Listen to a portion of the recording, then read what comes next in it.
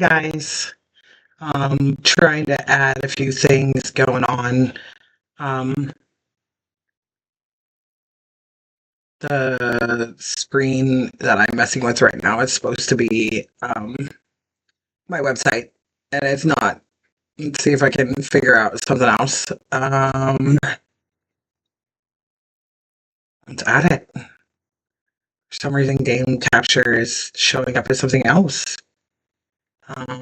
Let's go ahead and delete it for now. And we'll go ahead and add it back on. And then, what? Let's do this.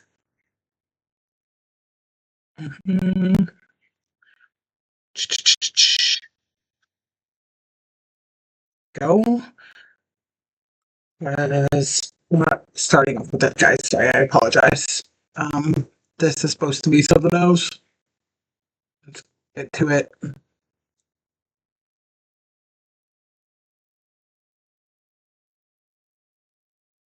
We're just gonna kick right into the play.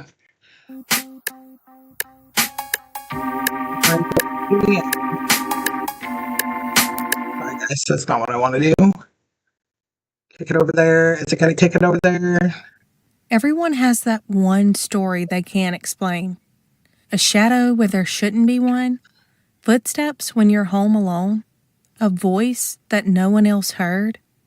So, I asked my listeners and TikTok followers to send me their real ghost stories. The ones that still give them chills. And tonight, we're reading them. I'm your host, Amanda, and welcome back to Let's Get Weirdish. Start that over, guys. I do apologize. Again, technical difficulties. Everyone has that one story they can't explain. A shadow where there shouldn't be one. Footsteps when you're home alone. A voice that no one else heard. So, I asked my listeners and TikTok followers to send me their real ghost stories. The ones that still give them chills. And tonight, we're reading them. I'm your host, Amanda, and welcome back to Let's Get Weirdish. Alright, guys, we're gonna have to start this over again. I do apologize. What's up, you little weirdos? This is Amanda. Everyone has that one story they can't explain. And she is, you can find her on TikTok under Let's Get Weirdish. Again, the best part about Amanda is that she just loves the weird and unexplained. And I'm going to go ahead and read the insert for her send us fan mail.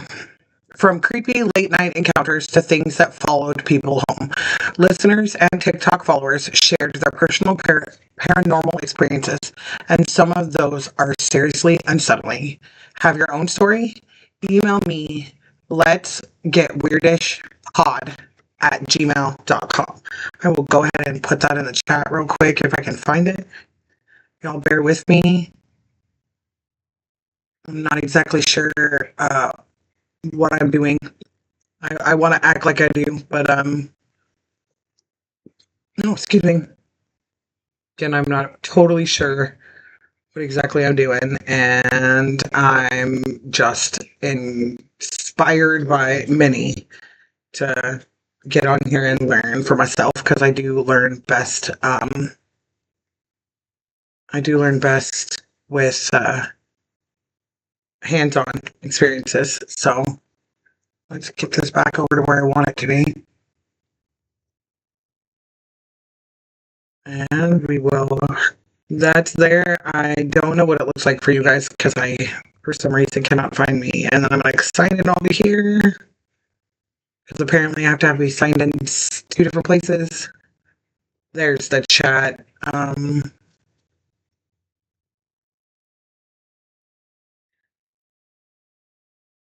Yay! Figuring it out. I'm excited to, again, be going through all this and, again, trying to figure this out. I'm excited that Miss Amanda did not have an issue with me sharing her sharing her highlight of my story. I'm excited to, like I said, see what's going on. I'm checking to see if the live is up. It is live, y'all. I'm excited. I do now see what you guys are seeing.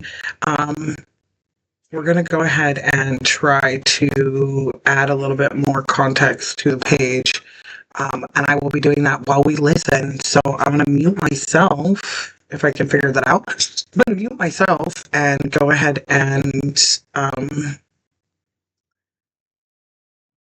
give it away.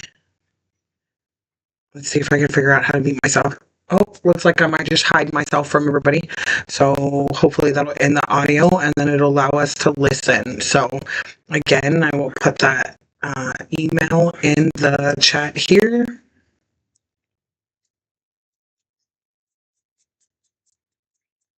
I stated it earlier. I said it on earlier's live, and I'll go ahead and message that in the underneath that last video. But that is the email if you'd like to share your unexplained stories. And Mark, hello, Mark. I saw that now. I thought it was 2 hellos from G. I'm not gonna lie. So I got you guys right in my face, so I do like that. Again, see, I don't even have the background up. I'm still learning, still figuring this out. All the little intricate things that you can switch around and change on Streamlabs. I know I'm not a gamer, but I do want to set this up as a podcaster and then be able to, help others and show others how to do this as well. So I'm going to go ahead and highlight Miss Amanda, and I'm going to hide myself and hope my audio goes away.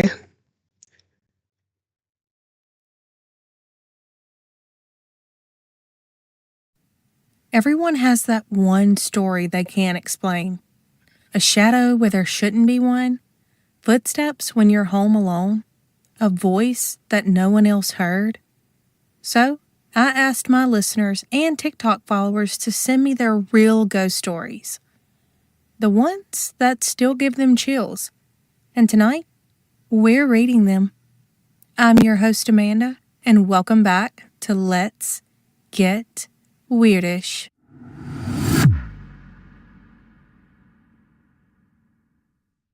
What's up, you little weirdos?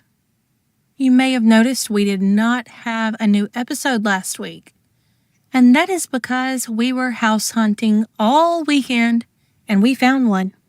They accepted our offer, and now we're doing all of the fine-tooth comb stuff, which has been super annoying. Not gonna lie, but it will all work out. Stella has already named her 2 non-existent fuzzy cows, Lucy and Ethel, and Reed wants ducks, and of course we'll have chickens. So all is well that ends well. I have had stories from you guys coming in on my email and on a post that I created on TikTok, and I cannot wait to read some of them to you. I actually promised a friend, Maddie, that I was going to do a true crime episode this week.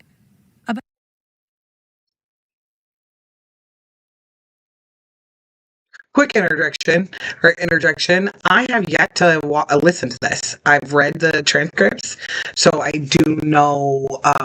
Obviously, she shares my story as I wrote it to her, which I love. She didn't paraphrase anything. She added a little here and there, and I can't wait to hear it because, like I said, I read it, but I haven't heard it in her voice, and I could sit and listen to this woman talk all day, just like a Mr. Mark Shed talk. There, I could easily just sit here and listen to her talk and teach me things. I've had, those monotone teachers that are hard to keep my brain in engaged, and Mark and Amanda seem to keep me engaged. G the same, keeps me engaged, keeps me wanting to ask questions and probing. And I feel like the Y kid that I am, as a autistic as I am, and neurodivergent I am, when I'm asking why, it's because I'm again correlating the conversation and what's going on within my brain cells, and know that if I'm bugging you about questions, it's because I'm gonna remember this. And I just wanted to add that in there. So love you guys. Let's get back to it.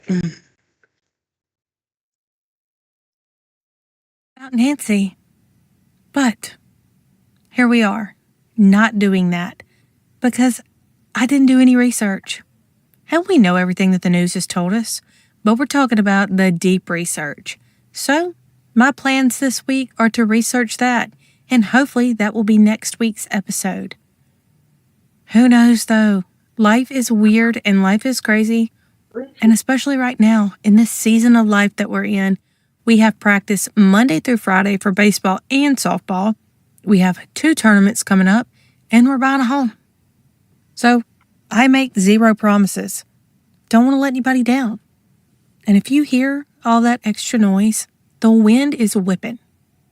Oklahoma got a huge tornado last night, and they are calling for tornadoes for here and some hail, lots of wind and rain, but we are hoping that we stay out of the tornadic weather because that's not fun, especially in a camper. We had one 2 years ago while we were in the camper. Me and the kids grabbed the dogs and ran and got in the car, and Stella is still so traumatized from that event that anytime the wind blows, she cries. So, y'all just shoot up a little prayer for me because these nerves are shot. This first one is from a nurse, and we are going to leave her anonymous. The subject line says, "Sweet, maybe spooky, spiritual encounter." If you happen to make an episode that includes not-so-spooky spiritual encounters, then I have a story for you. This didn't directly happen to me, but to a family member of a patient that I was taking care of. I worked night shift as a nurse in critical care trauma units. I had been taking care of a patient in respiratory distress for 3 days at this point. When I came in on night 3, I looked in the patient's room and realized that the patient had been intubated, on life support for those who don't know. There's a lot more support we were doing to save the patient's life, but I won't get into that. Visiting hours at nighttime are from 8 p.m. to 9 p.m. The patient's family came in to check the status, and I told them what the clinical picture was from my view. And to put it blatantly, it wasn't good.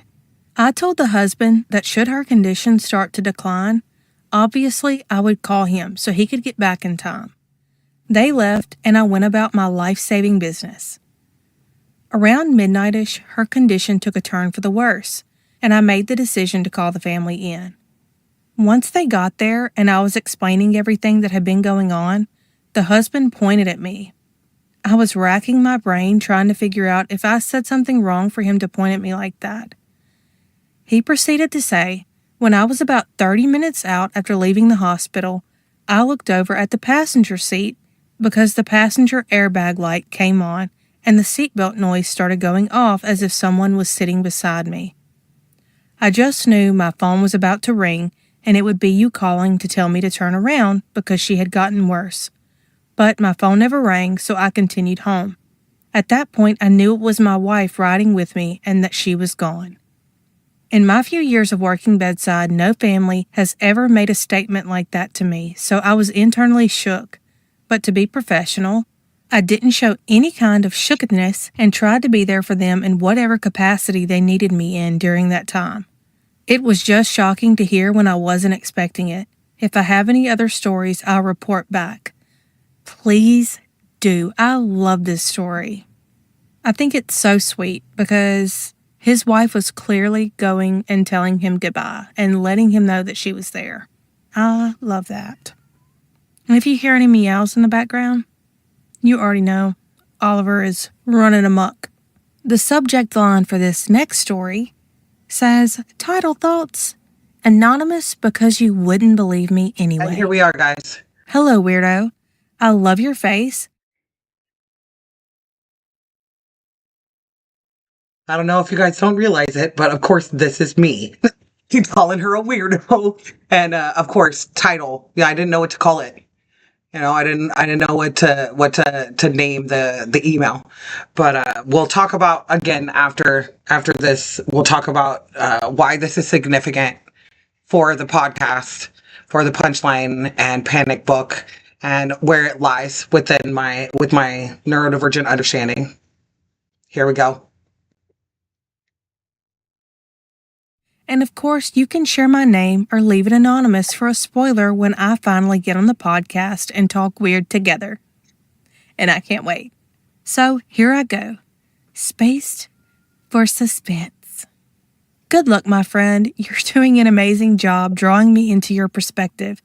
Any amount of Amanda time is special because you matter to me, and I'm just happy to show my support every which way I possibly can.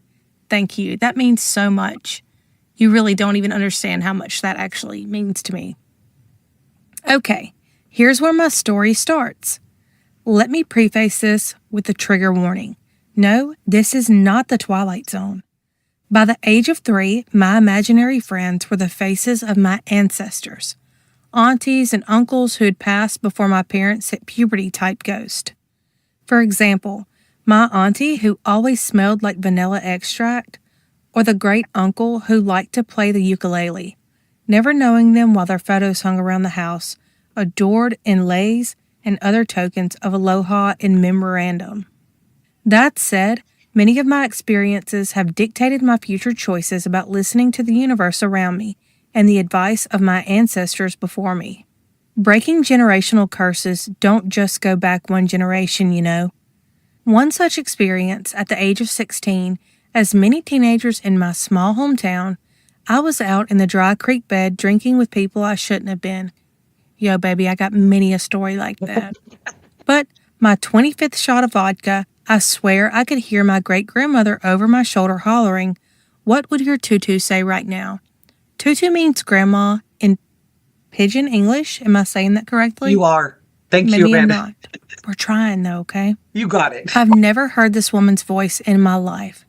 As calmly as I could without sounding crazy, I quickly said my goodbyes and muttered out loud what kept looping in my mind. Don't get caught by the wind. They laughed it off as I scurried to the main road and the 8-mile walk back to town. 45 minutes later, a large gust blew through the creek bed and blew the bonfire into a dangerous brush fire. Fire and rescue showed up just in time to put out the blaze and save a girl from alcohol poisoning.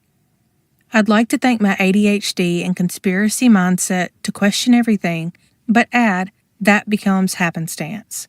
Twice is a coincidence, thrice is a happenstance. I've come to terms with that as a sign the universe beyond my foresight is warning me. So, let this be a free life lesson. Trust your gut and don't get caught by the wind. I love this story. And friend, I love your face. This is so special because I do firmly believe that our ancestors watch over us and are always with us. And you never know what stories they have to teach us and lessons that they prevent us from learning the hard way. This one is also from Anonymous. About 9 years ago, my sister came to visit me in Houston. And while she was there, we decided to take a trip to Louisiana. Shout out to my home state. The first day felt completely normal. We explored, walked around, and nothing really stood out. The second day, though, we were walking through an area full of shops selling voodoo dolls and spiritual items. It was a little creepy, but still manageable. Later that night, we ended up on a busy street packed with bars and people.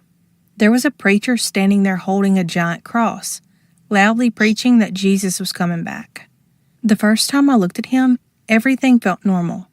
But the second time I glanced over, he locked eyes with me, and it honestly felt like time stopped. Everything around me seemed to freeze. It didn't feel like it happened all at once.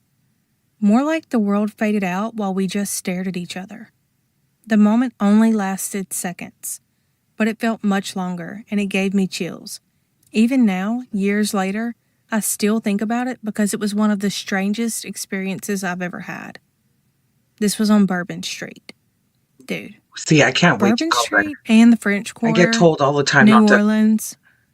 You never know what you're going to experience there. Sometimes it's fine, and then sometimes it feels like there are tons of people walking with you knowing that nobody is. Another little word of advice, if you've never been and you decide to go, those little card tables with mediums and voodoo priests and all the things, some are most likely fake, but you might run into some that aren't. So be careful. I always make the comparison to people who have never been there. Just go watch Princess and the Frog, okay? That's literally all you need to do. Just watch Tiana, okay? Yeah. The rest of these are coming from TikTok. This first one is from Andrea. I lived in California for 2 years while my husband was in the Marines. He had a friend who was Native American and kept telling us about these wild dreams and experiences he was having at night. One day, he stopped by and left. That night, I had a dream that I was being choked by this thing without a face, but it was completely white. I remember grabbing at this thing, fighting for my life, and I even felt 5 o'clock shadow on its neck. This thing would trash our house when we weren't home. I could feel it staring at me from my daughter's window when I was outside. Wow. After a few weeks of terror, I called his friend and told him to come get whatever the F he left at my house because I was genuinely scared. He came by and left, and I never had an issue again during my time in California. I have so many stories. Girl, we want to hear them all. Yes. All of them. And how is your husband's friend going to come dump something off like that on you? If you bring it, take it home, bud. Yep. This Always next one with is you. from Quotes for You.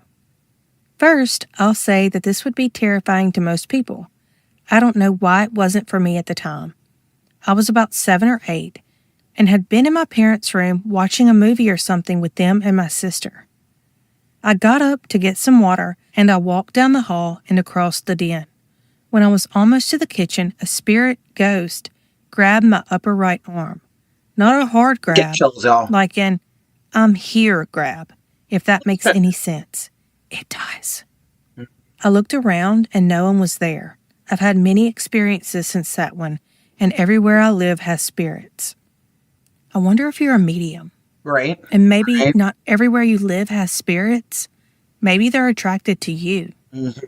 They say if you're a medium, you have this light about you, and they know that you can talk to them or hear them or see them, and so they gravitate towards you. Mm-hmm. This one is from Don't Call Me. I woke up I to the love sound it. of wings flapping and saw a huge dark figure standing over me. The wings were slowly flapping. I know I was awake because I was able to move, and I instantly pulled the covers over me. Oh. I was Okay, scared, so- but at the and same not 'cause it's time cold. knew that whatever it was wasn't there to hurt me. I could still hear the sound of the wings while I was under the covers. I was too afraid to look, so I ended up falling asleep again. I think I wasn't supposed to see what I saw that day, and I'm not sure what it was. A dark angel? My thoughts is maybe it was a guardian angel.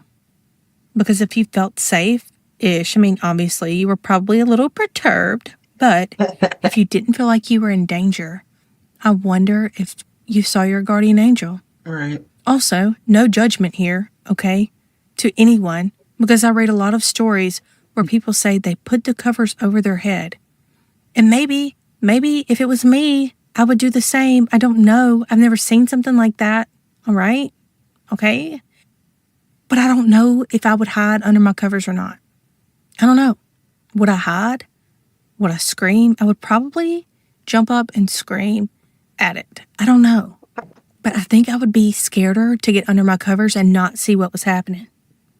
But if it ever happens to me, I'll get back to you and let you know how I reacted and if I covered my head up too. This one is from Lunarline95. I hope I'm saying that right, and I'm probably not. But if you're not new here, you know that that is nothing new, okay? More of a sign than anything else. But when I was like 15 or 16, I was talking to a guy online and they inserted the eye roll emoji. Was this from the time of AOL? Let us know. And decided to tell my mom how I felt. He was so cute, and I hoped to meet with him one day. And at that time, my grandmother, who was my best friend, had passed like 7 or 8 years before. My mom told me I should be careful, and he possibly could be catfishing me. Oh, no. Oh, the catfish days. Right. We were walking downtown talking, and for some reason, my mom looked down and saw a piece of paper folded up. She opened it and saw in the paper, in my grandmother's handwriting, "Good talk, Mom." I stopped talking to that guy after that, taking it as a sign from beyond it wasn't meant to be. My grandmother visited me years later before my wedding, too, to let me know she approved of my husband. Oh. And then she comes back and says, To clarify, she visited me in a dream and she had never visited before. She apologized for not visiting, but didn't feel I needed her until that moment, and that she approved of the marriage. Aw. Baby boo, your grandma was an OG gangster, okay? Sending notes from heaven so your ass wouldn't get catfished, okay? Thanks for looking out, Grandma. I've had one dream about my dad since he passed. And it's so weird because any dream that I have that I know that I'm supposed to write down, like, it's very vivid. My other dreams, I'm like, oh, that was a weird dream, or oh, that was a good dream. But these dreams are different. Yeah. But this one was different from any that I'd ever had. Yeah. Because the first part of the dream, I remember so vividly, and I was supposed to write it down. But then the rest of it is complete blank. Right. So I'm sitting in a white room, and there's 2 chairs. And I'm sitting in one of the chairs, and my dad comes from behind me and pulls the chair up like he would in dad fashion and sits down and says, hey, boo, I wanted to talk to you. And then, boom, I remember nothing else. Nothing. Like, not a little bit. I did it first, I think, maybe, because I remember texting my brother and was like, hey, like, dad loves you, whatever. But, I don't remember. And that's not normal for me. So, this is from Millstone Alive 4. I hope I'm saying that right again. I'm going to pause it here because this is the reason why I want to talk about this. My foster dad's birthday is on the Saturday, and he passed a week, I think maybe two weeks after my birthday. I think it was to the day, actually, yeah. My birthday's the 9th of March, and that was the day that this was recorded. And I believe he passed away on the 23rd. Or was that my sister? I know it was in March. I know they both passed either right before my birthday or right after. So this weekend is his birthday. And, he always told me growing up, my foster dad always told me growing up that, if, that I was stubborn, and that when I put my mind to something, I could do great things, but it has a lot to do with listening to my surroundings, and when I was younger, I didn't do that. It's ironic that I my hyper focus, this is 3-4 years old, guys, that I'm having conversations because I had a lot of trust issues growing up, and it took a lot to get me to talk. And the irony of it was living with my foster family, 3 and 4 years old, then going to Hawaii and being around my family. And I had already been talking, but being around my biological family, I didn't talk a lot. A lot of my, trauma and triggers come from the way I was treated by them. And I didn't talk a lot. I observed a lot and, walked on eggshells to basically develop who I am today. But I feel as if Jerry was the one who taught me how to hyper focus on my surroundings and make sure that I was safe, because if I was going to do something stupid, at least be safe about it. If I was going to climb up a big tree, make sure that, there's something soft I could fall on, or the irony with the big tree. Because every time I think about my foster dad, anybody and everybody could tell me something to do when I was younger, and I'd tell them no. Out of fear. Mind you, this is a 25-foot tree I've climbed all the way up on top of. And doing it with my nephews and my niece was, I'd follow them up and I'd follow them down, but being stuck in this tree alone and having to do it alone, sitting in this tree, I'm swaying back and forth. The wind's starting to pick up. Everybody in the family's going, where's Austin? House is quiet, should not be loud. But I'm, 8 years old, I think. And I'm in the top of this tree, and everybody's hollering at me to come down, and I'm ignoring them, and I'm just sitting in this tree, and I'm just scared. I don't want them to make fun of me about being stuck in the tree, and I don't want to hear, you got yourself up there, get yourself down, type attitude. And I just remember being stuck in that tree for like an hour and a half, cold, hungry. I remember him walking out there and he looking up that tree and he goes, you got stuck, didn't you? Didn't ask me a question. Didn't tell me something, didn't, just stated a fact. And I just started bawling, crying. And he's all, why did you tell somebody? Why didn't you yell for help? And it's just, just stuck in the idea that someone's going to tell me no. Someone to tell me to figure it out on my own. That's been the life I'd lived up till then. You got yourself in this mess. Now get yourself out of it. I've heard that so many damn times by the time I was that age. And he walked out there and he says, got yourself stuck up there, didn't you? And I said, yes. He goes, can't get down, can you? I said, nope. He goes, how far can you get down? I said, about to the bottom, the last branch. I go, but from there, mind you, 25-foot tree. The bottom branch was probably 10 feet off the ground. And to tell you the truth, that bottom branch looking down was scarier than sitting up on the top of that damn 25-foot tree. Because, I wouldn't look down. I was like standing on top of a roof. And he said, let me get the ladder. I'll be right back. I said, okay. Huh? Toilet paper here? Yeah, right there. Oh. And, he said, let me get the ladder. He went and got the ladder. He told me, as I'm coming down the ladder, he's like, be careful, don't fall, don't get hurt. I get in bottom of the thing, and he puts his hand on my shoulder, and he tells me, next time, don't stay up there by yourself. I've seen you get up and down that damn tree a million times with those kids. But, next time, don't stay up there. Next time, get down when they do. And I told them, they rushed down without me. I kept telling them, wait for me. And they just left me there. And nephews run off laughing, They're shit, I was 8, so they were 3 and 4, No, I must have been 10 then. Because the oldest one is 5.5 years younger than me, and then the other one's 7. 8. So I had to been, 10, 11 years old, stuck in that tree. By then, I was 5'7", 10 feet was half my height. I could have easily dropped down from that bottom one hanging, bend your knees, roll, all that crap they tell you when you jump out of a car. Same thing you got to do when you jump out of a big tree, but he taught me so much about just asking, ask me a question and my brain goes blank, and he figured that out when I was little, he'd say something to me and I'd be, I'd answer it yes or no, like a question, and that was the easiest way for me to communicate. Some people would be like, what do you want to eat? And I couldn't tell you. I wouldn't talk. I was too scared to say the wrong thing, The reason I'm crying and the reason why this is so important to me is because lately he's been visiting me in my dreams. Lately he has been showing up, being present and showing that he's here and he's around and showing me that he's proud of me about what I'm doing and finally putting things into words, because the only way other people can understand me sometimes is if I communicate that. I don't always have the right face on to, I don't always have the right emotion during the moment, being enthralled in ADHD and PTSD, when chaos is happening, I feel normal. I feel at home, and that's not always good. Yes, G. G says, letting you know to stand up for yourself, plus ask for help. Yep.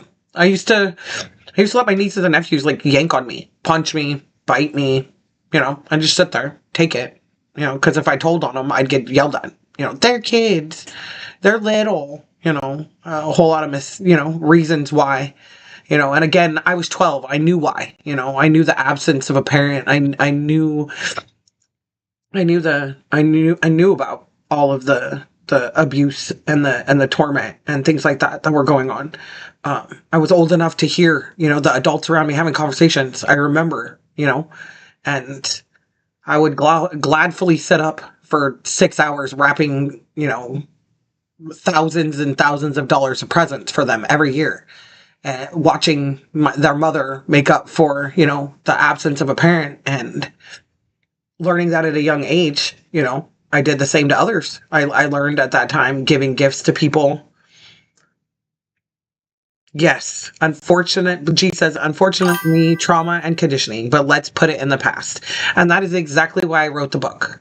I wrote the book to be able to put down all of the coping skills that I've learned throughout my life. But the one thing I didn't do was highlight the people in it. because I wanted to be able to put that in the podcast. I wanted to be able to highlight those people who have helped me through these traumas. And my executive, yeah, my executive dysfunction was probably the worst part of my autism growing up, because I could remember, lyrics to songs I definitely should not have known at that age, but I couldn't tie my shoes. It was there's steps to tying your shoes, and I could remember some of the steps. I'd put them in the wrong order. I'd get frustrated. I'd chuck my shoes, and I'd walk around barefoot. And even at school, I was constantly getting called on by the principal to have my foster mom or my foster dad get on the phone and tell me, put your shoes on. Put your shoes on, and when you come home, you don't get to play with this. And it's usually like play outside.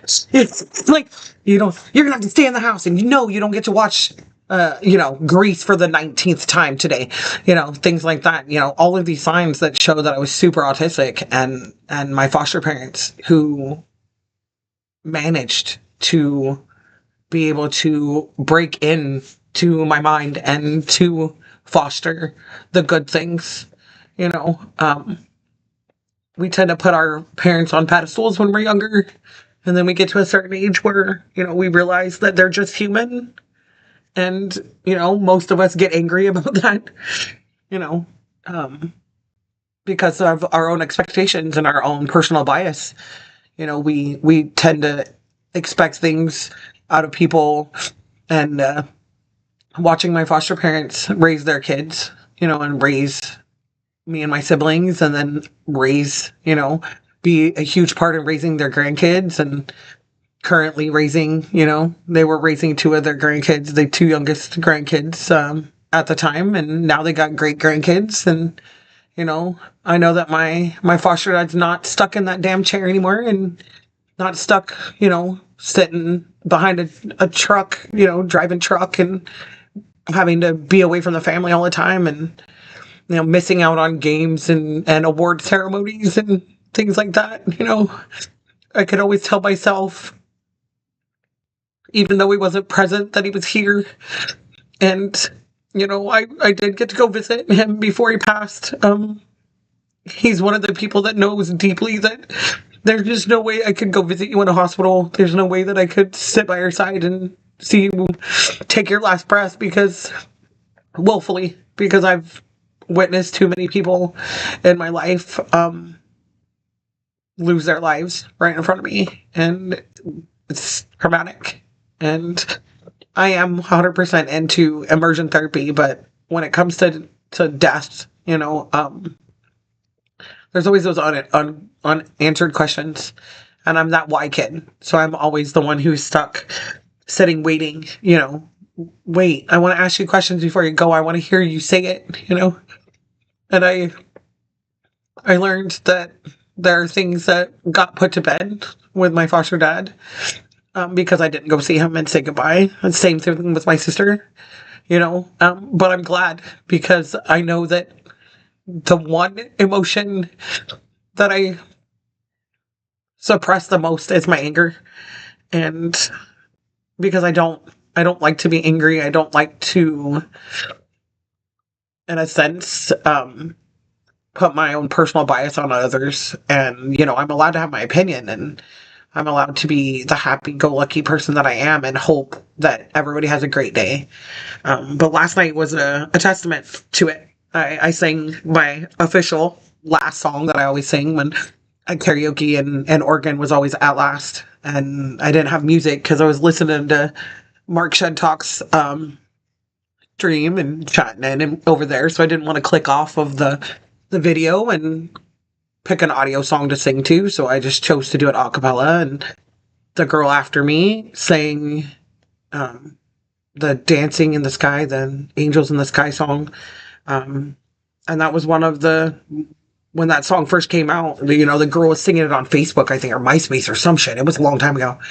And I was listening to it over and over, of course, 3 or 4 times, and it stuck in my head. So I don't know what I was doing in the garage, kitchen. I don't know if I was doing laundry in the garage or washing dishes in the kitchen or something. And it just came to me, and I started singing it.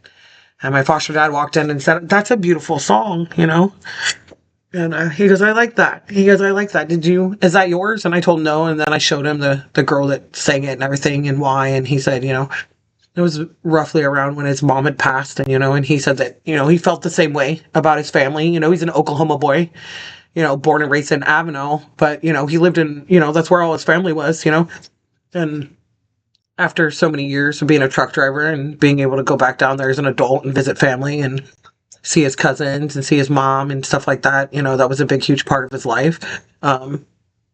His mom didn't like me. His mom was racist as all hell. Didn't like anybody brown. What would they say, from a different generation, whatever it was. But, he would tell me after she left and stuff like that, Michael's trying to call me. There's times where talking about family and everything. And let me text him real quick, y'all. I'm sure he checked TikTok and saw I wasn't on there. It's me.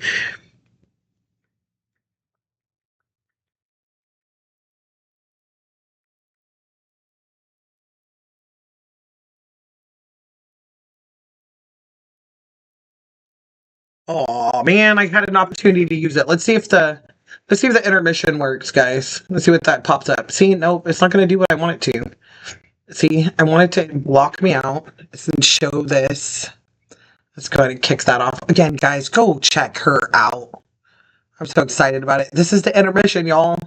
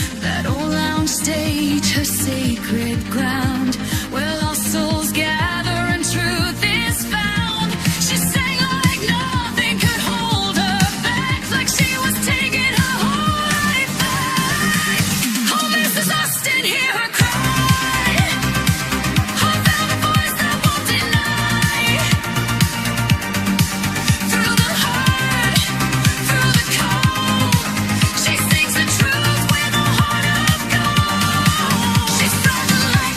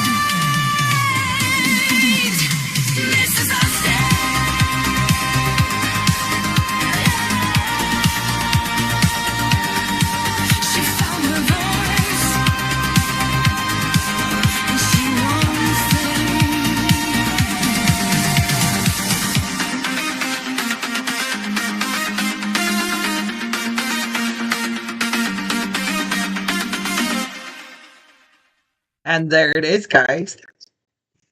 Hmm. I'm so super happy about that.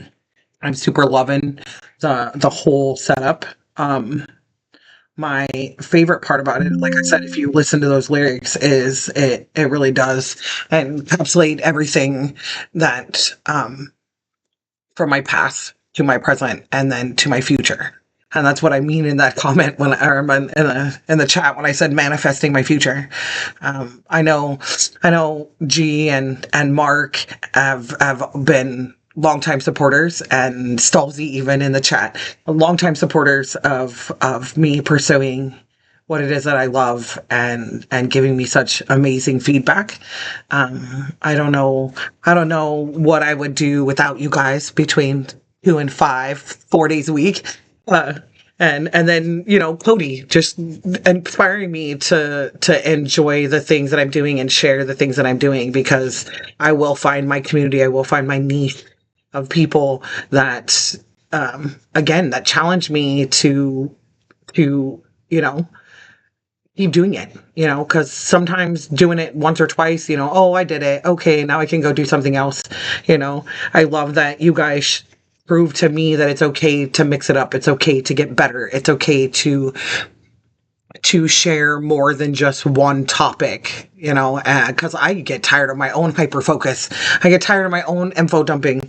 Again, hence the book, hence the reason for, putting myself out there and realizing that there's more to just me as a singer, there's more to, I get to, oh, I gotta show you guys this, because I'm super happy that I get to take this off of the, um,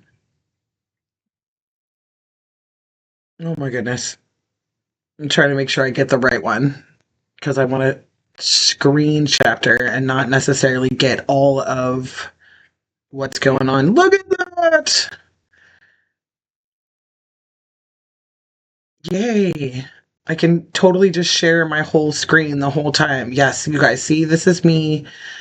I didn't mess around with this enough. I thought I did. I thought I had enough of it. But I'm super excited to be sharing this, where it states, it says live now, and now I get to take off the coming soon. I'm super excited. I'm going to go ahead and put a YouTube emblem here and add the link to the way that you can do it on like Discord. I'm able to add the content, add the add the like I said, add the content um right there. Below this is obviously the rest of the, I need to change this because I'm obviously not using Restream anymore. But I'm excited because, you can go, if you guys don't use TikTok, if you guys don't want to sit, you can always come here. Here's the busking. You can always come on here, and here I'll show you guys my latest one. This is the latest one. We'll put that on the audio. Is it gonna do it? Oh, there it goes.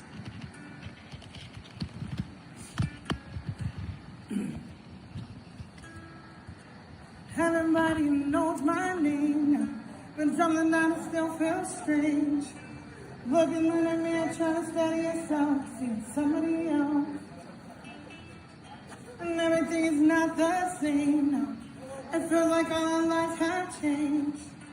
Maybe when I'm older it'll all come down, but it's killing me now. What if you had it all, but nobody to call? Maybe then you know me, 'cause I've had everything, no one's listening, and that's just fucking lonely. I'm so lonely,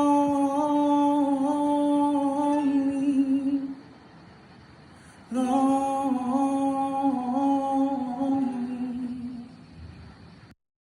I love that song because it gives so much insight into why, when people ask me like, oh, let me make you famous, I'm like, why? It's so extremely lonely. Oh, you're amazing. Thank you again for stopping by. I know you guys are busy, and I talked to Cody about time frames. That's another reason why I wanted to pop on here. A lot of it's going to be, like I said, right now I had technical difficulties, so my brain couldn't even. I love your face. Mwah, mwah. Have a good day, Funkin' Hungry. And we were just chatting, if you're out on your walk, jump up, hang out, show me the view, we can highlight, I can, while you're walking, even if you want to be muted, I could, rant about your latest video and show off some of your shorts and reels. I just, just let me know in the under this video if you can, because I will be leaving this one up. But yeah, leave a just write in there that it's, you want to be on shameless self-promotion. And I will make an ad on the community page as well, so that people can go ahead and click on that and add them to it. Because again, if you can be here, that's great. That makes it even better. But if you can't, still gonna do it. Still gonna highlight you. The intermissions, when I stop and go potty, intermissions in between reading or doing notes, when we stop a section, I want to kind of give everybody a breath and take a minute to breathe and all that good stuff. And actually, I believe this is what's going to pop up. Nope, that's not it, is it? Nope, that's not it either. Let's see, which one was it? Nope. Oh no, it deleted itself. Okay, I know, y'all, sorry, I'm clicking it out.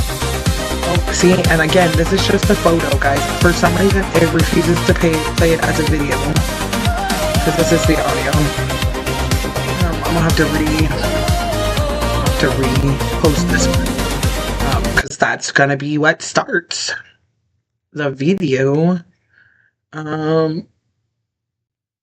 Let's see if I can get audio and just add the audio for right now. Because I love that. I love having the photo up and then having the video up. Ooh, this could be the start too. I can add these ones to the start. I forgot about these ones. Look at that, guys. Look at that. Did I add the audio? I might not have added the audio. Stinking. Let's add audio. It's not. Why is it not letting me add audio? It's a media file. Is that why? Darn it.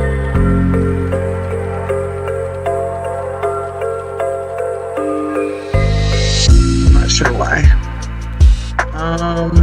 But thank you so much, T, for popping in and saying hi. Again, I'm working on getting a lot of this stuff set up. So again, like I said, I could just click a button and be able to add all this. Let's see. Capture screen. I might have to actually audio input capture, audio output capture. Lab cams. That's what I can't wait to be adding y'all up here and doing interviews. Yep, I'm gonna have to scroll through this and figure out why it only wanted to. I mean, I guess I could just play my own YouTube videos because that's what it is, right? No, I'm gonna have to mess around with this a little bit more. Again, I hope you guys can still hear me even though I'm not on the page there. I love that you can do a spin wheel. I've seen it. I think that's what Mark uses to do his setup. Again, I hope you guys could still hear me. I hope I'm not just sitting here talking to myself. I mean, I would. You all know that. But again, let's click back over to here. Here you go. You guys can read This glow up is fully funded by former doubts and unsolicited opinions. That's what this podcast series is about. All of the series of relationships, the unmasking autism. I petty as fuck. That one I think I'm going to turn it more into a Reddit read. So, add that and then people can go ahead and put that on there. Small business hacks, you'll always get some of that in just about every stream. Again, technical difficulties, things come up. So you're going to get these kind of ideas all throughout the podcast reads. But when we do sit down and we do talk about the book, again, I'm having issues with the self-publishing right now. I was trying to go through a third-party source that was going to be able to do it all for me and then give me my own with a fee. They have yet to get back to me, so I'm not exactly sure. They told me that, if they're able to do it, they'll get a hold of me, so I'm guessing that meant no. Again, I was just a small company publishing. I was, you guys know me. I try to go for the mom and pop as much as I can. And it just didn't work out that way. So, let's get off of here because it does show that we're still live and I got one watching. You guys are amazing. Thank you again for being present and for investing your time in me. What else are we going to do? So on here, I will be, the majority of the shameless self-promotion will be those who are not on YouTube. So if you want to hear me do your shameless self-promotion, you would have to be over on TikTok. Again, I will save those videos. I will go ahead and add them and share them, on here for Reels and all the other things so that you guys could use them and tag yourselves and, or, show, fan support, fan stuff. Because first and foremost, I am a fan. But to the podcast, let's look at my notes because I did write some notes about this topic. We're about to hit the 1 hour mark. Hashtag Mark Shed Talk. We're about to hit the 1 hour mark, and this would be where I would do an intermission. I'd stop, get some water, share the intermission video, which will be, the daily quotes. Also, with that daily quotes, it'll pop into ads. So that's where I will combine the videos into a 5-minute intermission, where it will show the daily affirmations are going to be in the beginning. Those are just what I shared now so that you guys could check it out. But it will be highlighting the affiliates on the website page. So let's show you all of affiliates. About the affiliates, this isn't your average bodybuilding meetup. It's a community built for the beautifully disorganized, emotionally exhausted, and gloriously neurodivergent minds who thrive on mutual support and spiral-friendly structure. Here we replace guilt with grit, productivity with presence, and expectations with real human connection. If your to-do list is intimidating and your calendar looks like a threat, pull up a seat. You already belong. Bodybuilding is our brain's favorite loophole. Doing tasks alongside others activates focus, sparks dopamine, and helps defeat the inertia monster that comes with executive dysfunction.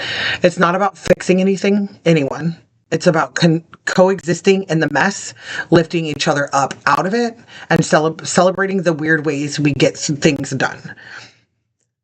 Whether you're panic organizing or simply vibing near a laundry pile, you're participating in the ritual of showing up. And sometimes that's the most productive thing we can do all week. And that's why I say your time is precious to me, because there are times that I cannot show up for myself. And that's important. My time is important. My attention is important. My feedback is opinions, not always important to you, but it is to me because I love to see it, predictive thinking. And now that we have officially hit our 1 hour mark, I'll do the intermission. So have fun, guys.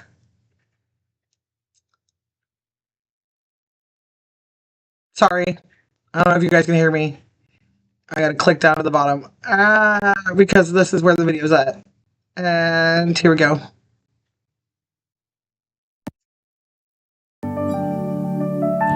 This is supposed to be the intro, guys, with the music. Trigger warning disclaimer. This episode discusses sensitive topics, including childhood trauma, family conflict, abuse, manipulation, false accusations, and mental health struggles. If these subjects are distressing for you, please pause the episode or seek support as needed. Your well-being matters. Fair use copyright disclaimer. This episode may feature copyrighted material under the Fair Use Doctrine, Section 107, Title 17 U.S.C., for commentary, criticism, or education. Rights remain with the original creators. Contact us with any concerns.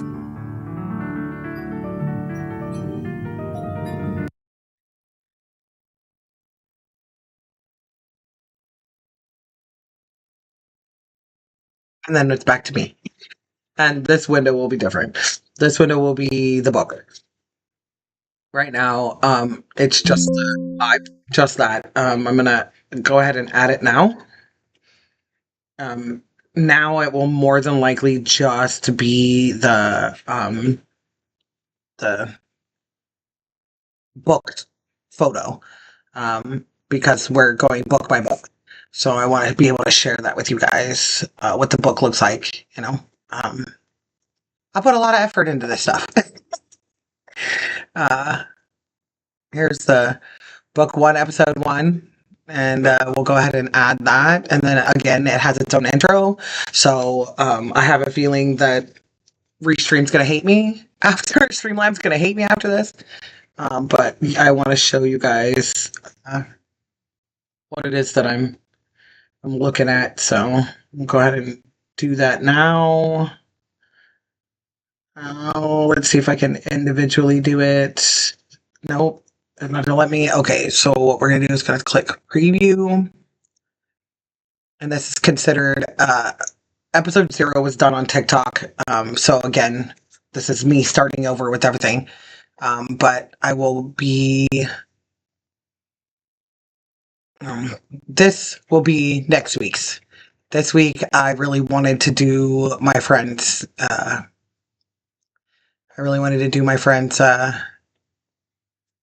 Talk about her stuff. So why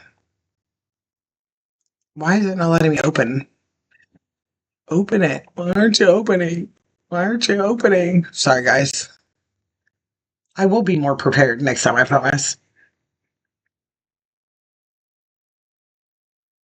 Why is it not working? I don't want audio. There's no audio.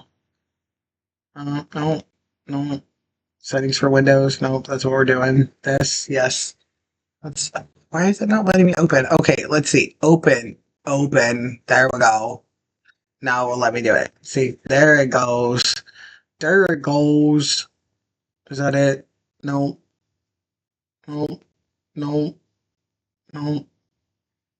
Why isn't it doing it? I'm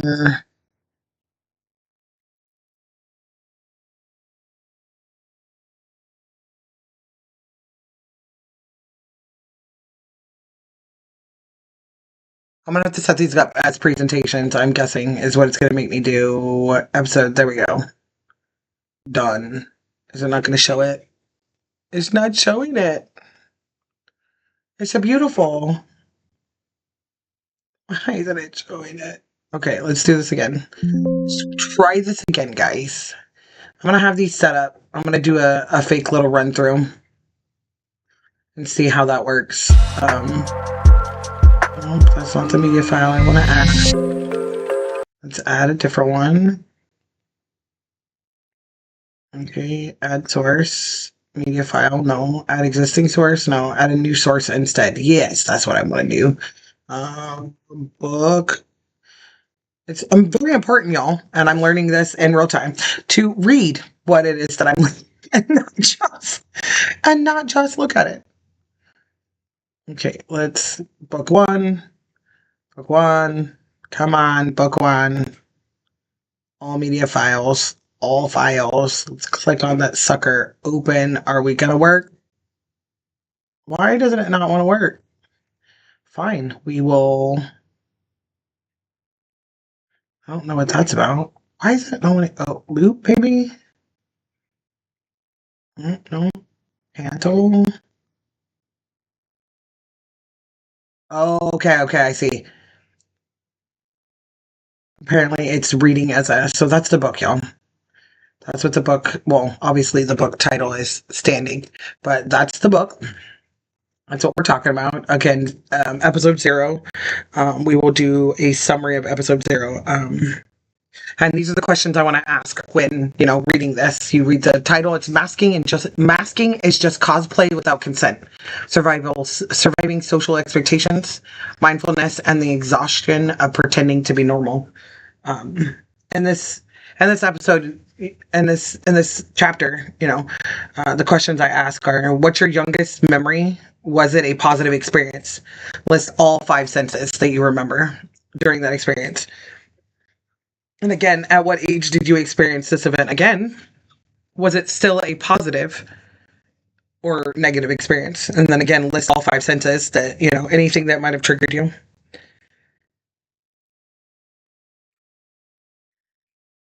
And now we will read my notes.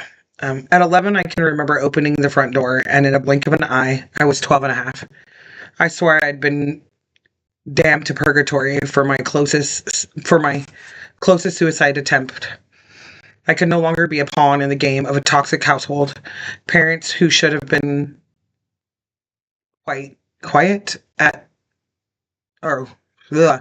Parents who should have quit at the first one. My body was developing into a woman that left me vulnerable in a world that never means what it says. Never means what they say, and always require their pound of flesh for common decency, treating me as more than something pretty to look at. I fought for my voice to be heard, wrong or right. I'm again talking about my dad and why this episode is important. And again, this is the episode 0. This is the prequel to the rant, and it's to tell why I wrote this book, and what did I needed to do for the 50 odd people throughout my life who's been, you should write a book. You should write a book on poetry. You should write music. You should, you know how to put things into words. I write, fighting for my freedom gave me a sort of guide book to capitalism, to neurotypical pop quizzes based purely on eye contact and hair flips. Life is easy to maneuver when you've got as many man hours as I do people watching. The type of algorithm plaguing TikTok, the turtle always wins the race. Picking a fad over a lost art will always lose out on longevity.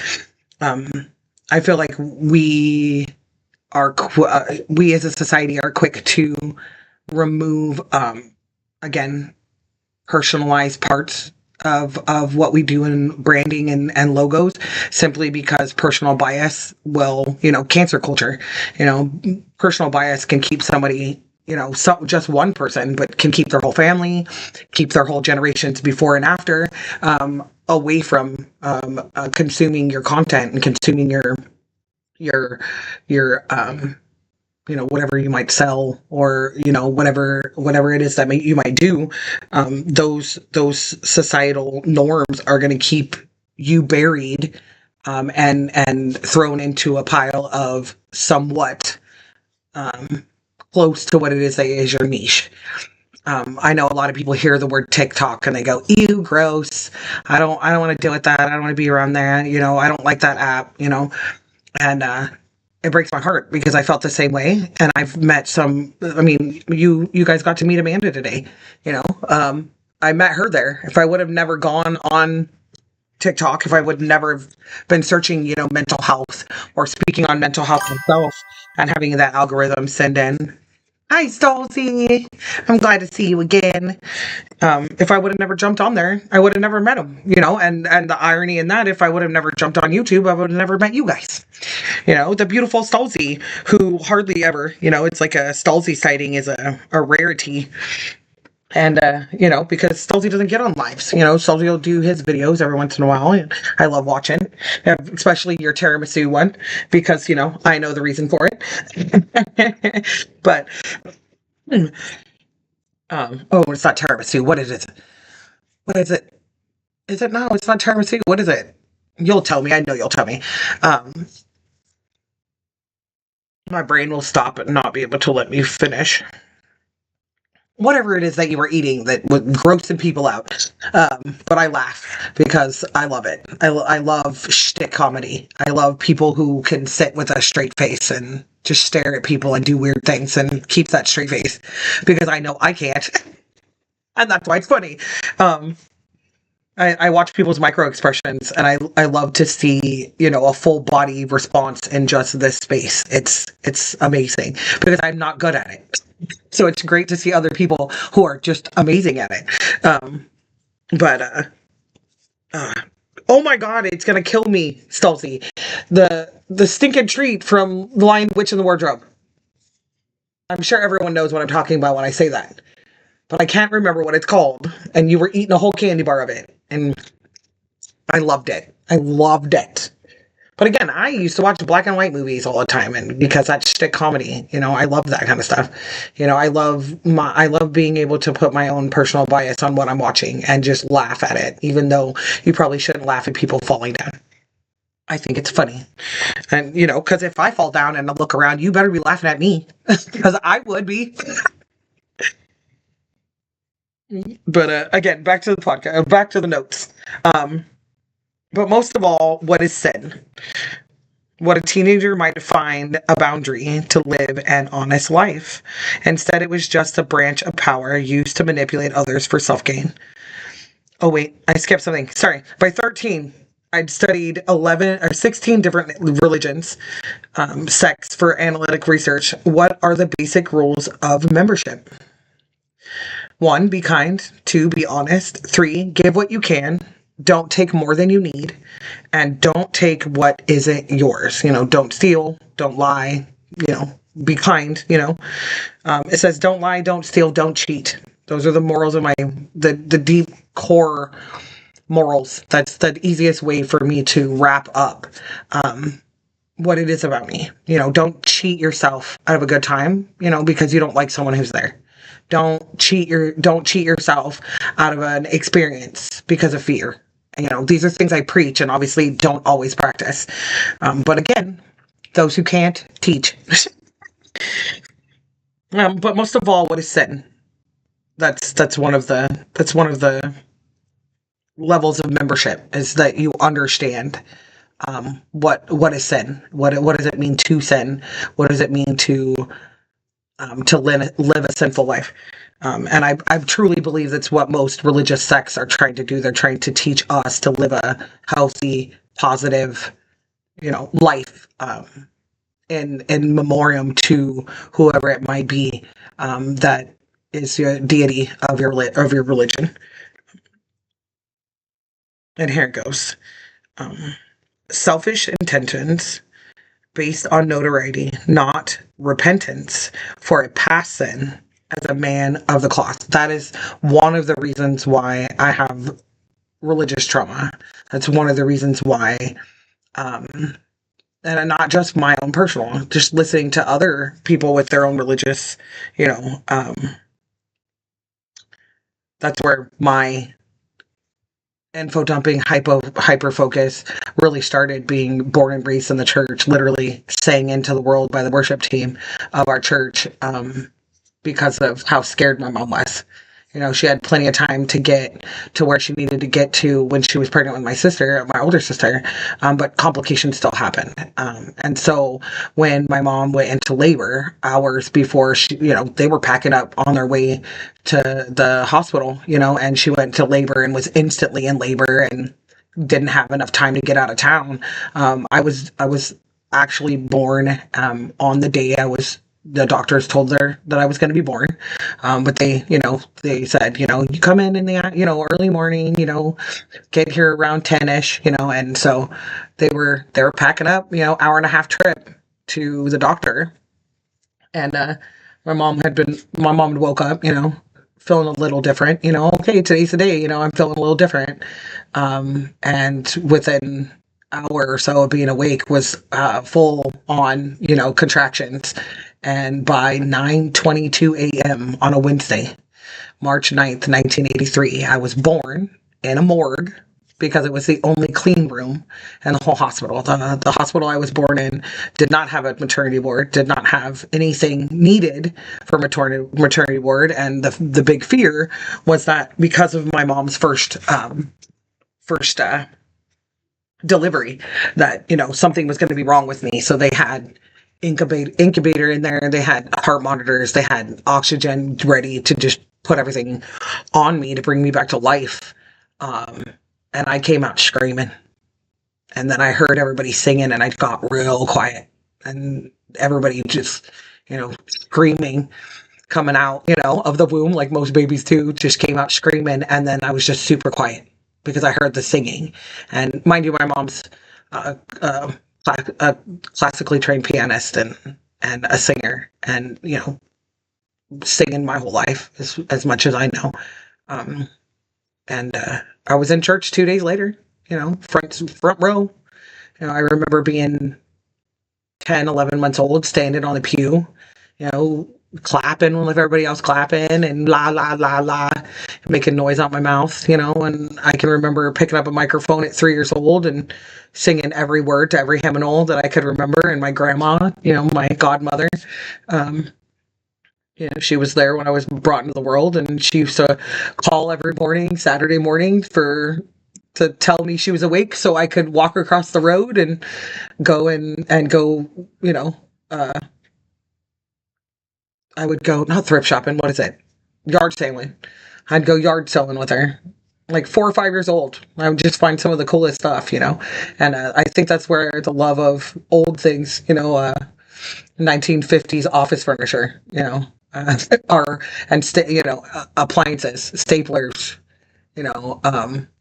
I love digging through stuff and finding treasures. And, I think a lot of how I saw religion were personal bias because of the people that introduced me to religion, and the people that were, I watched their daily lives, and they were being religious and, being religious all day, being who they said they were. And by the time I was a teenager, starting to realize that, in a professional standpoint, adults will be professional, but behind their own closed doors, they're human, and they have issues, and they have a lot of things that are not okay with them, that are, addictive behaviors, and a lot of it based on trauma. But again, understanding this, asking questions like why when I was younger, and having adults look at me, being the young kid and all that I was, I understood them. I felt, I wouldn't say sympathy because I hadn't lived that part of my life yet, but I had empathy for them. The idea of loss, the idea of communicating what it was that was going on in my life, but not knowing exactly the right words to say. I correlated it even at a young age, how difficult I knew being an adult was going to be. And I craved for being 88 years old, sitting on the porch of my log cabin, watching all my great grandchildren run around. That was I couldn't wait to get that old. Because I watched so many adults struggle. I didn't. It's not that I don't want the struggle. I mean, I stay the hell away from the struggle as much as I can. That's the whole point of my hyper focus and my sitting in a library for what feels like 6 to 12 years old, reading autobiographies and reading research papers and reading newspapers. Oh, I wonder what happened today in 1967, and being able to play with the real, I don't know exactly what it's called, but it's where they put everything in, back in the day, they put everything digital, and it would be basically just screenshots of everything. I think you use the little, you get to scroll through it because it's a light through the film, and you get to scroll through it and see. And I used to sit for hours and go through each one of those reels, and I would just read old newspapers. So my brain is full of crazy amount of facts about Coalinga, California, and the surrounding areas, because again, I wasn't ever going to experience those things. And again, that's why I think I wrote this book, is because there are neurodivergent people out there in the world that I've met. Again, TikTok being a blessing, YouTube being a blessing. There are people out there that I've met, that I've conversed with, and that I've shared stories with, that are like, where were you when I was younger? Like, I'm going, well, I don't know. Where were you when I was younger? Where were these life lessons that I could have heard from just having somebody else say, I hear you, I see you, I understand you. I understand where you're coming from. I understand why you would choose to make those mistakes. And having that grace for other people was because I was full of self-loathing. I hated myself. I wanted to be anything but myself. And so people watching and communing with the people that came and went from my life is so important to me. I know that not everyone stays forever. I know that friendships change and people change. And though I get smarter every day because of the interactions I have with people, not a lot about me has changed. I still get too emotional about things. I still am very super protective about people in my life, and some people avoid me because of that, and I'm okay with that. Thank you for protecting my peace by holding on to what you might see as selfish, but I see it as you care enough about me to protect me from those things. And saying that in the same breath, I did have a health scare a few weeks ago, and I could have ended up not being okay and not being here anymore. And this podcast is because I want to check in with you guys. I want to leave behind something that's going to help someone someday.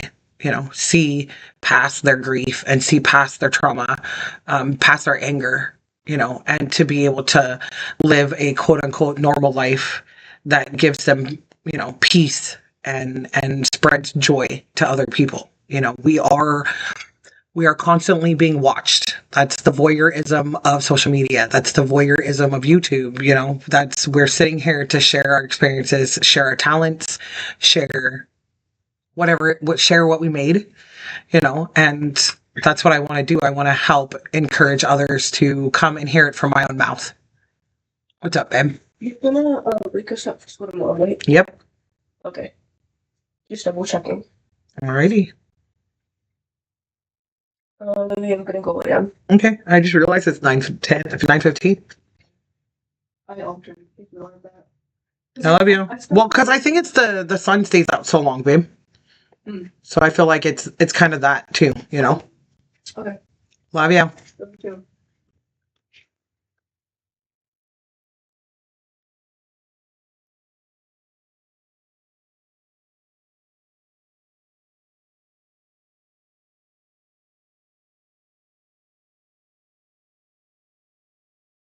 I'm back.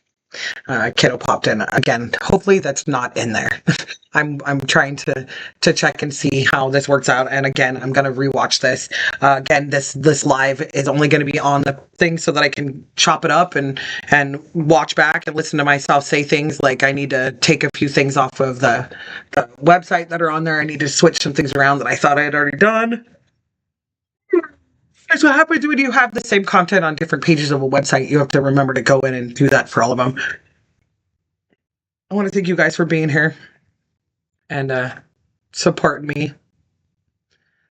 And definitely want to say I appreciate everything that you guys are doing to, again, support me, support yourselves, your self-care, doing what's important. I'm really proud of you guys for that. I also want to, sorry, I'm going to back it up a second and see when I kicked myself off the page. We're going to have to listen to audio feedback. Sorry, guys. Oh, that's one of the, sitting on the porch of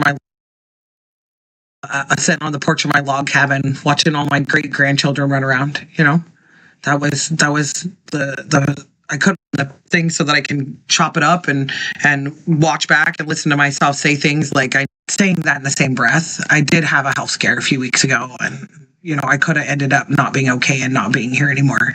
And this podcast is because I want to check in with you guys. I want to leave behind something that's going to help someone someday.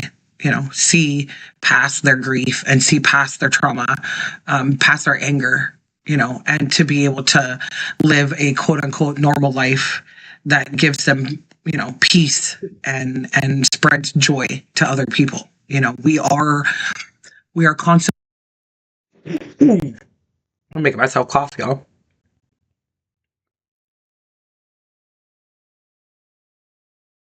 A little bit of feedback. I'm trying to check it. I apologize, guys. Right there. It's not showing me. Oh, yay. Yes. I'm back. Next time I'm off camera. I just wanted to make sure, guys, because I haven't been on the backside to watch this. I would have loved to been able to be on the backside of this one. I know a lot of people that do watch who use Restream, and I know that Streamlab is very different. I know that if I had the money, I'm sure I would buy one of these scenes and have everything set up for me and just feed my input. But I don't, so I have to learn the hard way. And again, like I said earlier in the stream, I love to take the long way around. You see things that you don't normally, that others don't. I like to slow down and kind of enjoy life the way that it is. So I'm going to go ahead and go on an intermission real quick, guys. Go ahead. Making lunch. I was trying to put fruit in my lunch, but the apples apparently went rotten. Yes, they did. So, Do you have any other food that isn't frozen? Because I don't like frozen fruit. It gets soggy. I don't think so, but message your dad because he gets off at 9:30 and see if he'll stop by Winco and get you some apples. Message the group chat? Yeah, because he gets off at 9:30.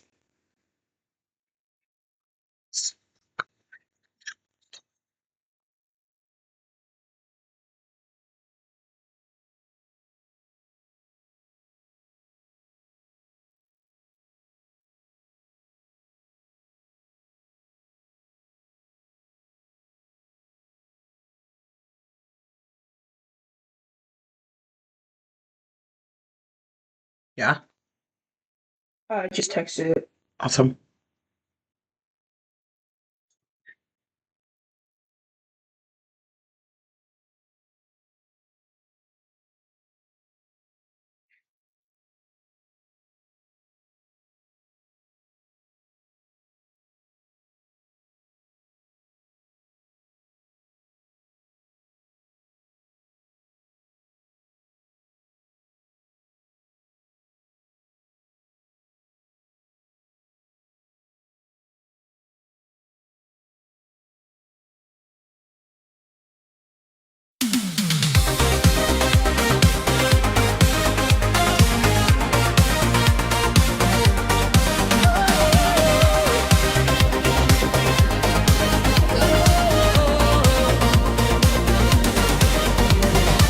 She grew up where the nights felt long, where pain had rhythm and life was a song. Her voice so strong, but she kept it low. Lost in the shadows, she didn't choose to know.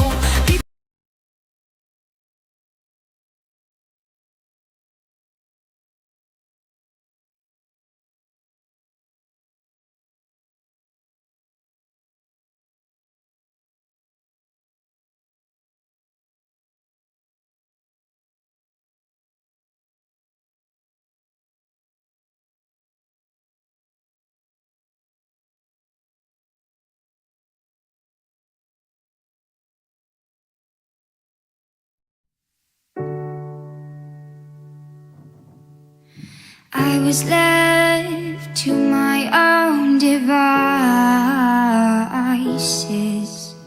many days.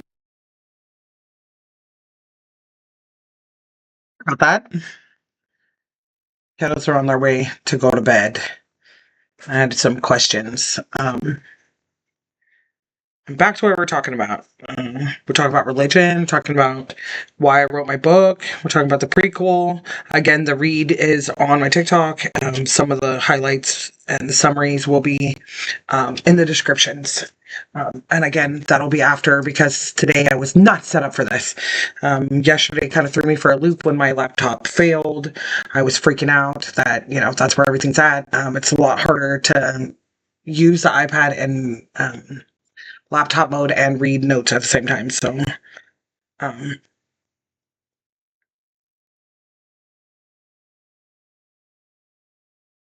sitting in rooms with minds beyond their own generation, discussions on how to fight a system built to tire even the most loved souls.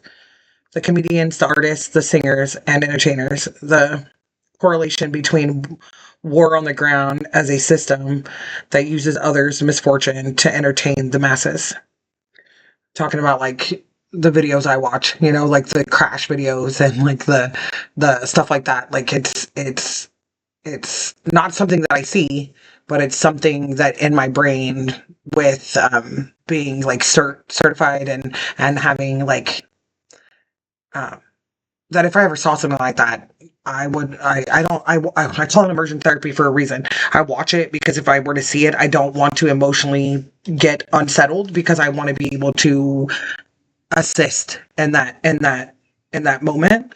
And there's, you know, anyone and everyone who sees something like that, a tragedy happen in front of them, are going to have a visceral reaction. And the immersion to watching crash videos are like that, or watching the emergency videos where like the ambulance shows up and why is to assist me in being able to communicate what I saw, what I heard, what was going on prior to them getting there. Context is very important when it's in the medical field and in law enforcement. I want to work with people who have mental health issues. And so those are visual reactions that I need to train. That's police academy training taught me that having a visual reaction can be the very first sign of de-escalation. So if I do not respond to someone screaming and yelling at me, reactive, I don't react to it. My response is not reactive. They're more apt to see that I'm not an illusion, or I'm not a hallucination, or I'm not a voice that they're hearing, that I'm an actual other person, and to be able to reach people that way.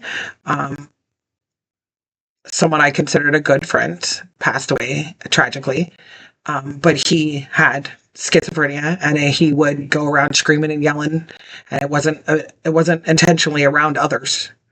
It was because he had voices in his head that were telling him to do stuff, and he would tell them all the time, I don't want to do that. And a lot of it was to cause harm to himself or others.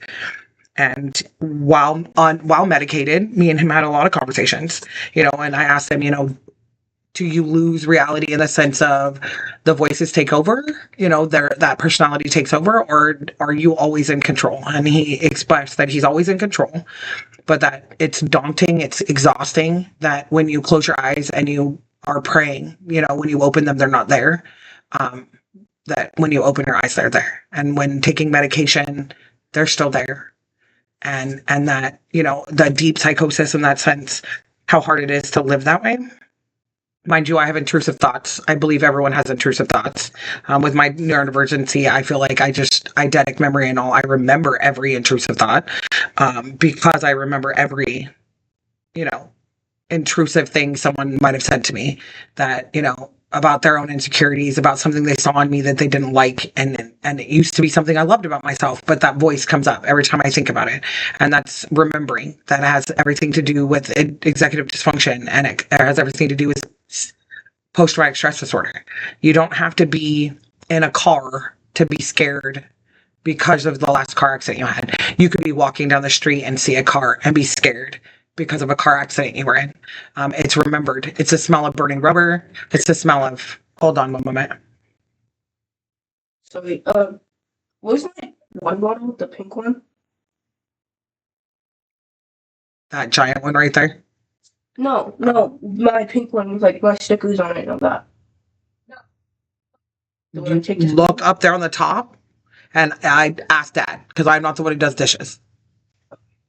Okay? So that goes into rumination. That'll be the next topic for the next week. It falls very much into the first chapter of the first full chapter of the book. But again, episode 0 is a whodunit and why. You know, I created my own Chaos Crew dictionary.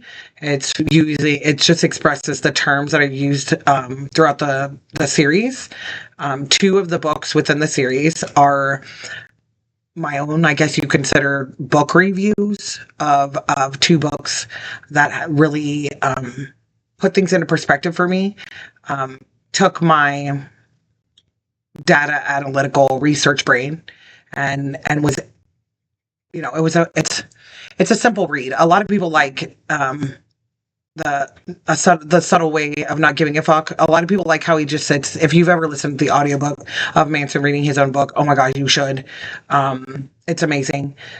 His personality is definitely there. Very much like Amanda, reminds me of someone I could just sit and listen to because what they're talking about piques my interest. Because I know, what they're saying is honest, if that makes sense as well. It's not just I'm here to make money and I'm here to, what is it?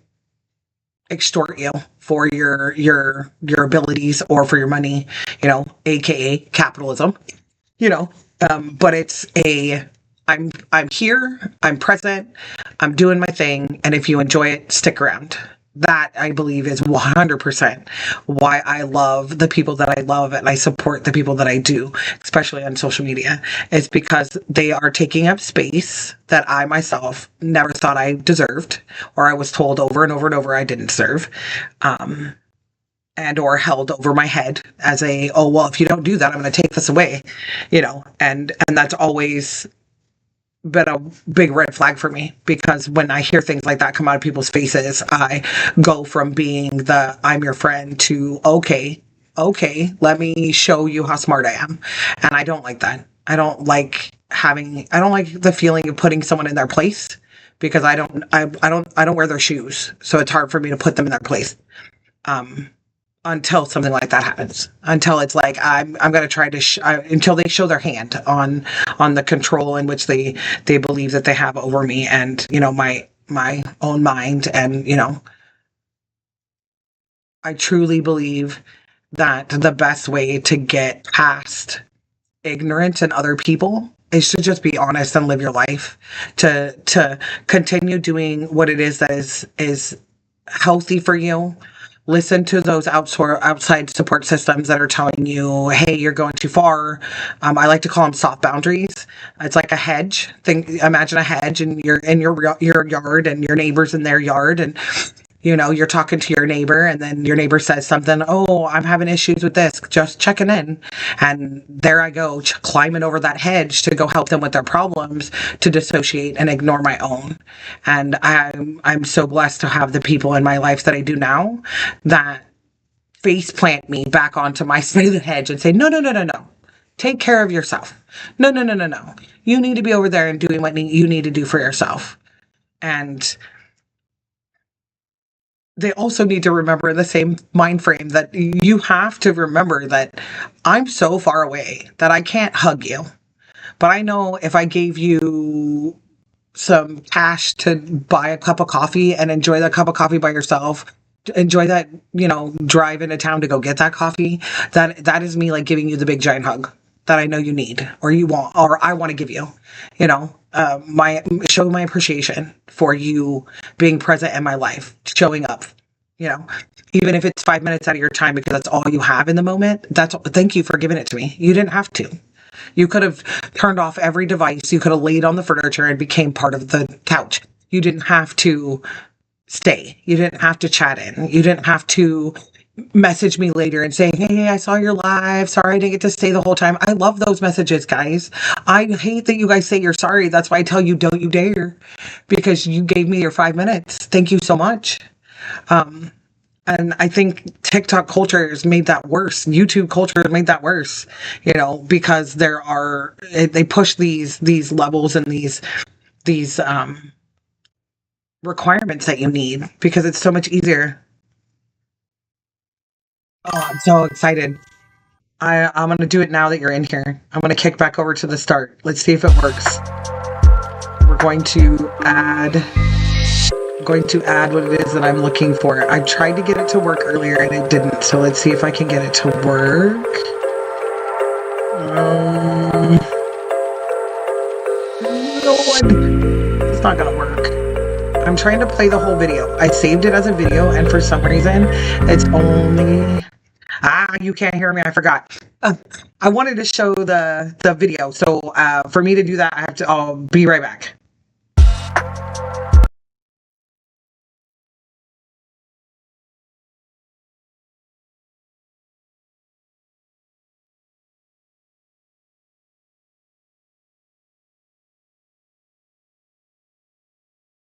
Oh, apparently I'm not going to be right back. Apparently I'm going to be right here. But I thought I clicked off my face. Sorry, guys. I'm going to go ahead and add this. I made this all nice and pretty. Thank you, Saldane. I made this all nice and pretty, and then all of a sudden it decided that it didn't want to be nice and pretty anymore. So I'm going to click over. There you go. Look at that, Stephen. It says produced by Stephen Hughes, and we're going to listen to it again because it's a song about me, and I love it.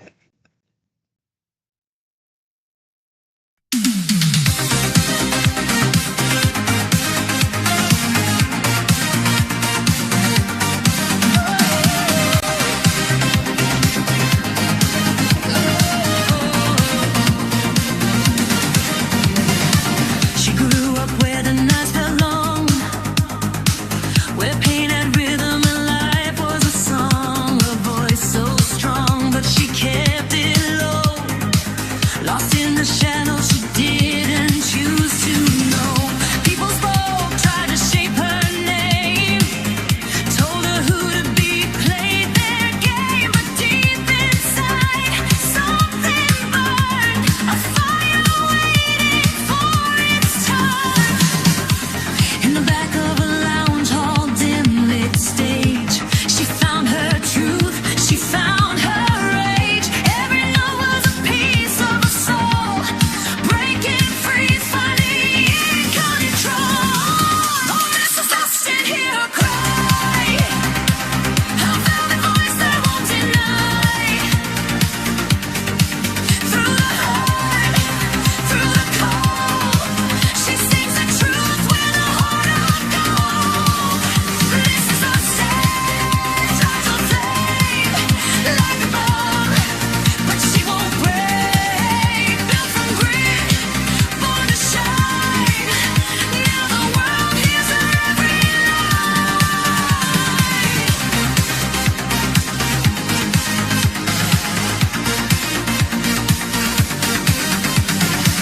She wore her scars like hidden art. Every crack told a story of her heart. People left, but she stayed strong. Turned her pain into a song. Every whisper tried to pull her down, but she rose above that broken sound. From silence into something bold, a story that had to be told.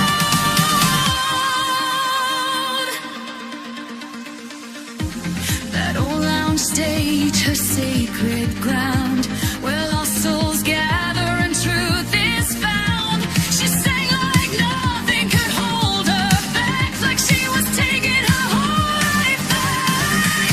Oh, Mrs. Austin, hear her cry, a velvet voice that won't deny. Through the hurt, through the cold, she sings the truth with a heart of gold. She's fragile like a bomb, ready to explode. Love with anger, but with everything she's held. A quiet storm, a rising tide. No, no more hiding, no more denial. Now the lights don't scare her eyes. She's standing tall, no disguise. From the back of a lounge hall stage, to own it every single page. This is our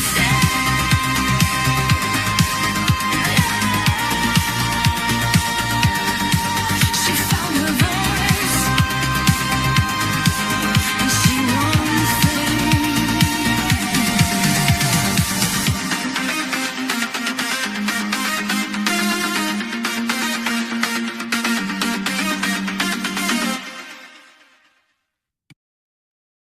I love it. I already know more than half the lyrics, so there's a little bit, I think it's the hook at the end that I'm like, a little bit on the lyrics, but yeah, I already know all the lyrics. Like, I'm over here singing along. Like, I can't wait. I mean, I don't ever think that I will ever actually sing this song in public, but to have it played while I'm doing what I'm doing, heck yeah. I love it. for everybody who doesn't know who Chair is, we're going to go ahead and scroll down here and I can show you. There he is, right there. You guys see that little emblem? You click on that website. You click on there and it will give you the page. There he is. Look, it says 1 year ago. Looks like it's time for a live there. Chairnator. I'm excited. Like I said, I can't wait until we can go ahead and hang out. I love the idea of you helping me out. Do one more outro song, and we can do it live. I think that would be fun to chat about it live. Show everybody, your hobby that you like to do, and how it's paying off for me. Like I said, I showed it to Ryan. Right? This is the first time other than putting it on there, this is the first time I'm actually getting to hear any types of response from everybody. Other than, Ryan and others who've commented on my social media and stuff that I put it on there. But seeing Ryan's face when he heard it was just priceless. How proud and he was when he read it, when he heard the lyrics and stuff like that. And he's like, that's so true, babe. That is you. That's 100% you. So, like I said, to be understood, it's big and it's huge. And I appreciate you so much. I can't wait. I would love, I know that I show off all my art and everything, and a lot of this is digitalized. I did create that. I didn't create the photos I used, I used the Adobe stock, I paid for it and everything. But I can't wait. I want to show it off. And I don't have my backup camera. That's why I know it's not going to do it justice.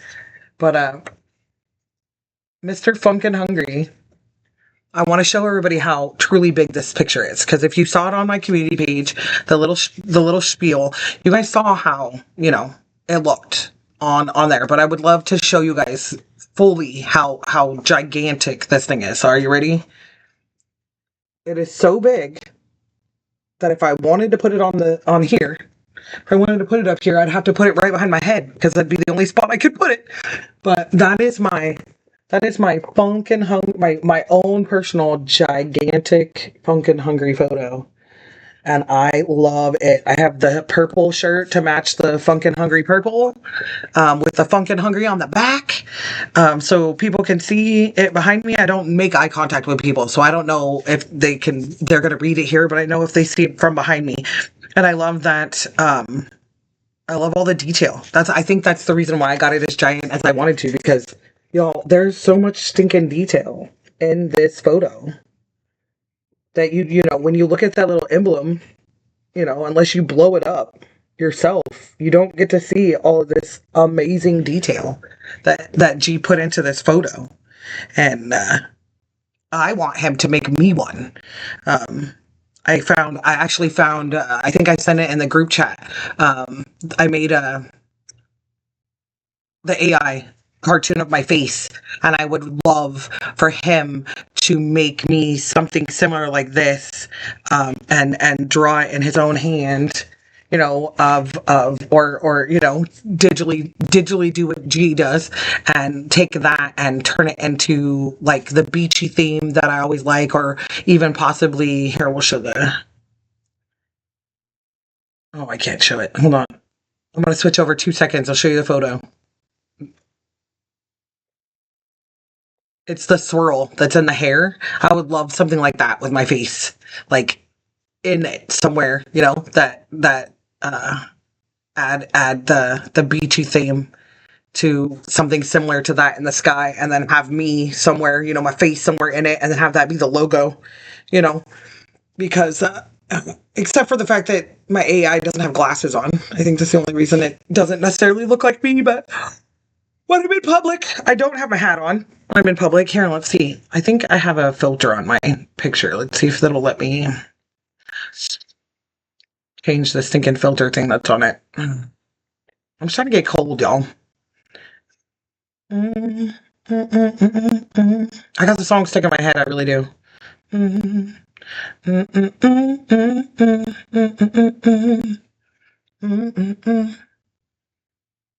Oh, that's what it means by flip vertically. Oh, I get it. If I had a camera. Yeah, it makes sense. Capture only. No, we're going to do desktop audio. Custom audio device. It's obviously the microphones. Okay, I now know. Mark, you're watching. I now know. Mark, you're watching. Sorry, I now know, Mark, because I'm looking at the video capture part settings. I now know on Restream on Streamlabs where to find the audio device for my voice to come through, like this. So I don't yet know because this still is too awkward. This little piece right here is too awkward for my laptop. I'm gonna have to get one of those extensions, that I can plug everything into, but I'm trying to turn off the color space. Let me see. Why is it device default? Has it changed? Do I look lighter? No, I don't know what's going on. I did something, I know, when I set up. I did a filter type thing, a color filter, because it was super bright in here and I was trying to lessen, the walls. Mr. Ryan just pulled up. But I'm not sure what's going on. Well, that's just my face cam, so I get it. Gameplay thing in the bottom. I don't. Oh no, I can't delete that. Oh no, where'd I go? Okay, there I am. Webcam frame. I don't want that. See, I'm learning, y'all. I'm learning right now what I don't want and what's going on.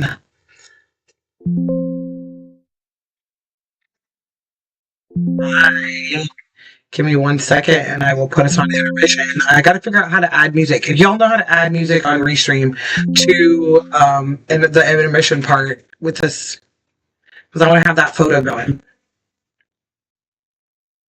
I want that to be the intermission photo, and I want it to, I'm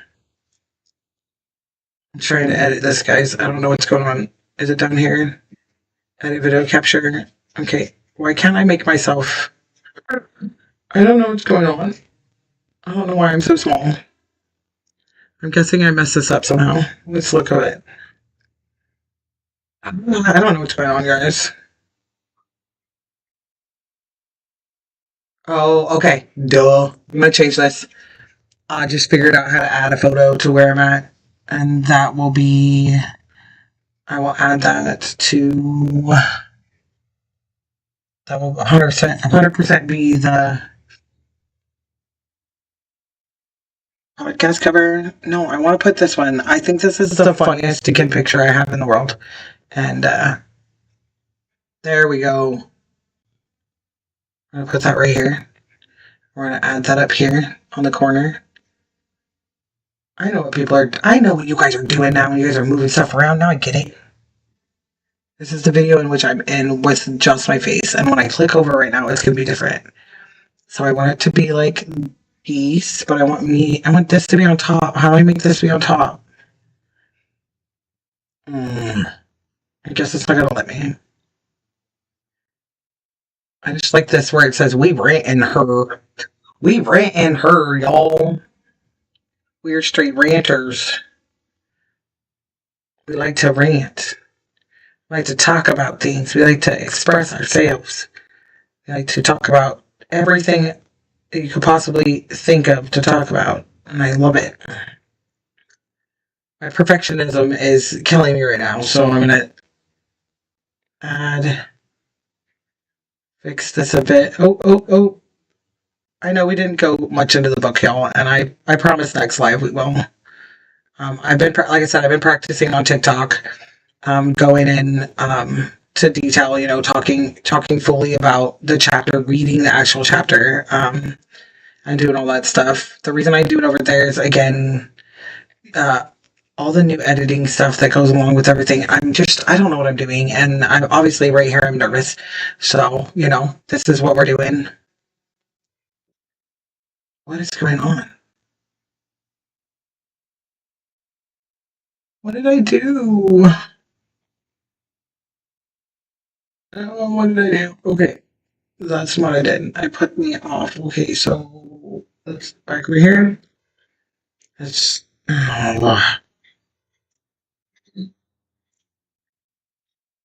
Again, guys, I'm just messing around. I'm trying to figure things out.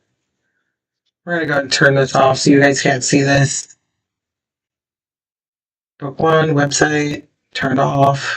These are all things I want to have right here in the background so that when I need them or want them, all I got to do is click on them. Isn't that what I'm supposed to be doing? I'm so excited about this, guys. I'm excited about figuring it out, if that makes any sense for you guys. I'm gonna go ahead and end the live so that I can, again, guys, I promise I will be way more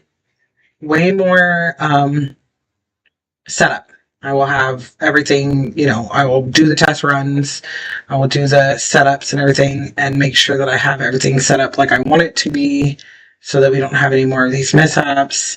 Like this, put the website up, bam, put the book up, bam, and have it, swapped around so that we're changing views. So, because I know you'll like that. I know you guys like when things get shifted around a little and the view changes and it kind of draws your eyes to something else, especially when you're sitting there for 2 or 3 hours.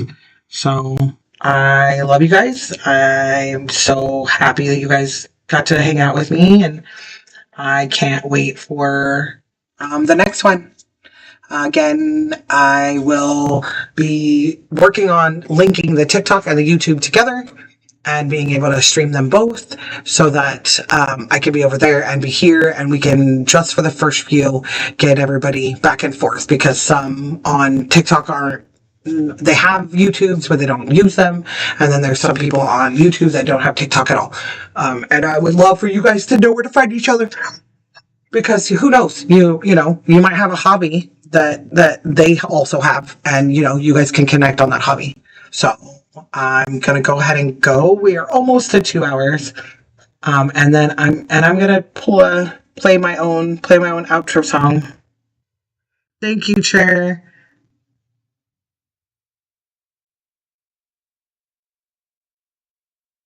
Right, everything that Chair said. I'm so happy that you guys are here with me and you guys are showing all this support. I know, like I said, your time means something to me, and I want you guys to know that that I love you guys. Chair says, come on guys, please make sure to hit the like button, ding the bell, and share. Miss Austin out here, and if have not already smashed that subscribe button. I was covering up the chat, so I'm sorry. You guys could see it. Again, I'm going to do another test run. I'm going to test all the widgets. I'm going to get everything good and gone. And I'm super, like I said, excited about it. And just for the hoot of it, we're going to go back and we're going to listen to my intro song for a third time as the outro, y'all. Here you go.